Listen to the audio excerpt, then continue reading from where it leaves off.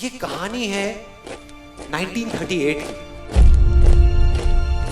कैरली नाम के एक आदमी की हंगेरियन आर्मी में, और वो उस कंट्री का बेस्ट पिस्टल शूटर था।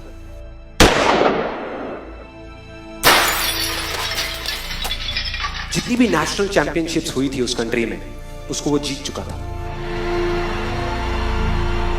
और सबको ऑलमोस्ट कंफर्म था कि 1940s में जो ओलंपिक्स होने वाले हैं उसमें गोल्ड मेडल केरली को ही मिलेगा। और उसने सालों से ट्रेनिंग करी थी। उसका एक ही सपना था, एक ही फोकस था कि मुझे अपने इस हाथ को दुनिया का बेस्ट शूटिंग हैंड बनाना है, बेस्ट बनाना है, बेस्ट बनाना है। और वो कामयाब हो गया, उसने बना लिया बेस्ट शूटिंग हैंड। सिर्फ 2 साल का फर्क था। 1938 में एक आर्मी का ट्रेनिंग कैंप चल रहा था। क्योंकि वो आर्मी में था तो एक एक्सीडेंट हो गया। उसके उसी हाथ में जिससे उसने गोल्ड मेडल जीतना था, उसमें एक हैंड ग्रेनेड फट गया और वो हाथ चला गया। जो उसका सपना था, जो फोकस था, सब खत्म।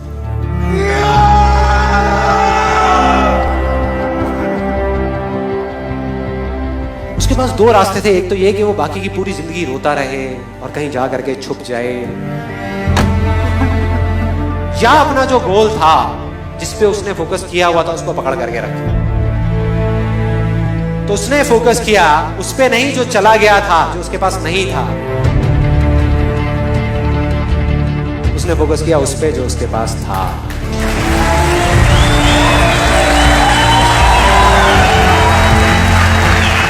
जो उसके पास था। और क्या था उसके पास में? एक लेफ्ट हैंड, एक ऐसा हाथ जिससे वो लिख तक नहीं सकता था।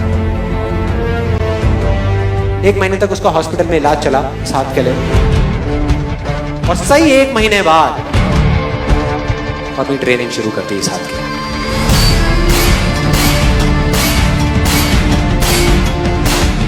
ट्रेनिंग के 1 साल बाद, मतलब कि 1939 में वो वापस आया।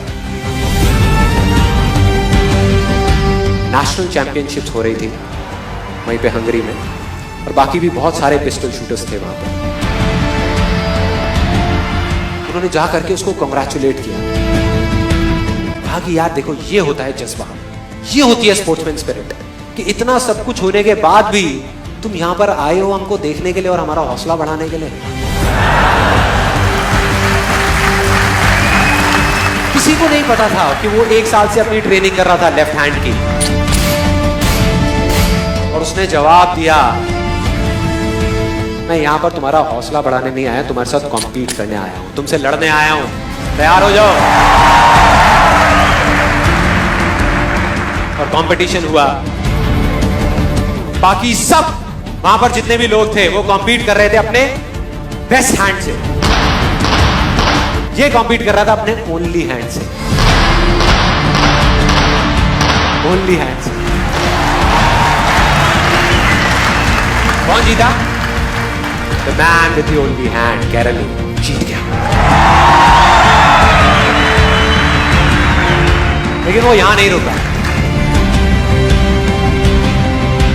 उसका गोल क्लियर था कि मुझे इस हाथ को इस कंट्री का नहीं, इस पूरी दुनिया का बेस्ट शूटिंग हैंड बनाना है। उसने अपना सारा फोकस उठा करके डाला 1940 पे, जब ओलंपिक्स होने वाले थे। लेकिन 1940s के ओलंपिक्स कैंसिल हो गए वर्ल्ड वॉर की वजह से। हाँ।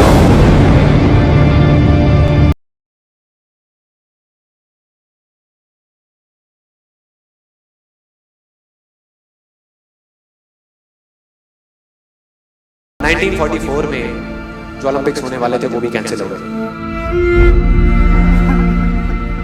वर्ल्ड वॉर की वजह से। फिर से कैंसिल।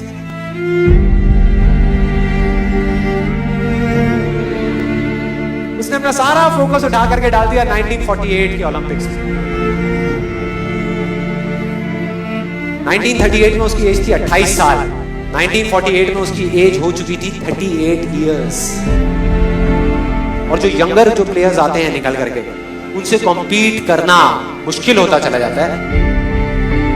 लेकिन मुश्किल नाम का ये वर्ड था ही नहीं उसकी डिक्शनरी में। वो गया, पूरे वर्ल्ड के बेस्ट शूटर्स आए हुए थे जो अपने बेस्ट हैंड से कॉम्पीट कर रहे थे, और ये अपने ओनली हैंड से कॉम्पीट कर रहा था।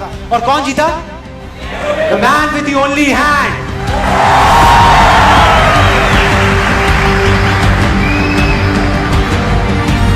लेकिन वो तब भी नहीं रुका। 1952 ओलंपिक्स, दोबारा कॉम्पीट किया उसने, और इस बार गोल्ड मेडल कौन जीता? गैरल हील। 4 साल बाद दोबारा से, और पूरी की पूरी हिस्ट्री को बदल करके रख दिया ओलंपिक्स। इस पर्टिकुलर कंपटीशन में उससे पहले किसी भी एथलीट ने लगातार 2 गोल्ड मेडल्स नहीं जीते।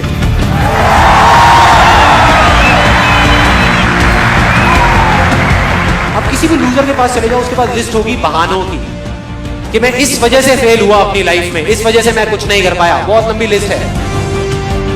और दूसरी तरफ विनर के पास चले जाओ, उसके पास में 1000 वजह होगी वो ना करने की जो वो करना चाहता है, सिर्फ एक वजह होगी वो करने की जो वो करना चाहता है, और वो कर जाएगा।